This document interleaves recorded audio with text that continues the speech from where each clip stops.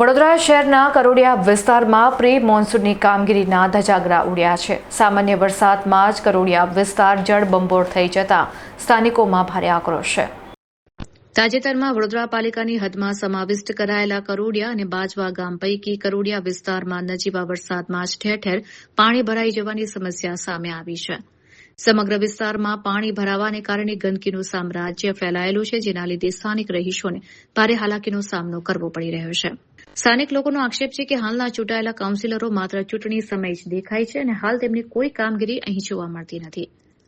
પાણી ભરાવાની ગંભીર સમસ્યાથી ત્રસ્ત સ્થાનિક લોકોએ વડોદરા મહાનગરપાલિકા અને સ્થાનિક નેતાઓ સામે પોતાનો ઉગ્ર આક્રોશ ઠાલવ્યો હતો. આ બાબતે સામાજિક કાર્યકર્તા સ્વેજલ વ્યાસે પણ કરોડિયા ગામની મુલાકાત લીધી હતી. તેમણે વોર્ડ નંબર 8ના વિસ્તારની દુર્દશા માટે વડોદરા મહાનગરપાલિકાના નબળા આયોજનને જવાબદાર ઠેરવતા તંત્ર ઉપર ગંભીર આક્ષેપો કર્યા હતા. સ્થાનિકોએ ચીમકી ઉચ્ચારી છે કે જો વહેલી તકે ડ્રેનેજ અને પાણીના નિકાલની યોગ્ય વ્યવસ્થા નહીં કરવામાં આવે તો આગામી દિવસોમાં ઉગ્ર આંદોલન કરવામાં આવશે.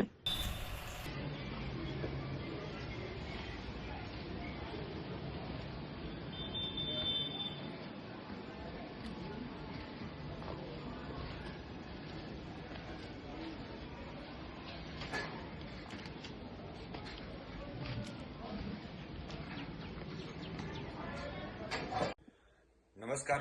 વડોદરા શહેરમાં કોર્પોરેશનની અંદર જ્યારે અમુક જે બહારના ગામ હતા એનો સમાવેશ કરવામાં આવ્યો, એવામાં અમારા વોર્ડ નંબર 8ની અંદર કરોડિયા ગામનો કોર્પોરેશનમાં જ્યારે સમાવેશ કરવામાં આવ્યો, આજે 7-8 વર્ષ થઈ ગયા. સુવિધાના નામ પર દરેક લોકો હજુ પણ વેરા ભર્યા પછી પણ માંગ કરી રહ્યા છે.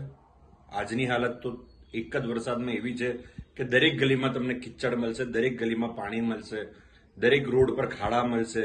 મોટા મોટા ખાડા કે ગાડીઓ ફસાઈ જાય એવા ખાડા આખા રોડ પર પણ જોવા મળે છે.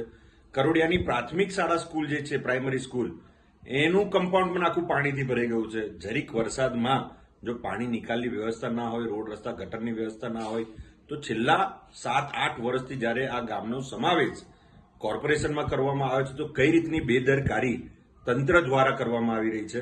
કોર્પોરેશન કમિશનર સાહેબ અન્ય જગ્યા પર જ્યારે ઢોલ વગાડવા જઈ રહ્યા છે અને અન્ય જગ્યા પર જ્યારે દેખરેખ કરી રહ્યા છે, તો આજે એમને પણ અમે વિનંતી કરીએ છીએ કોંગ્રેસ પક્ષ તરફથી કે તમે સાહેબ એકવાર કરોડિયા ગામની વિઝિટ કરો, ફાટકની પેલી બાજુ જાઓ, બધી જગ્યાએ જાઓ.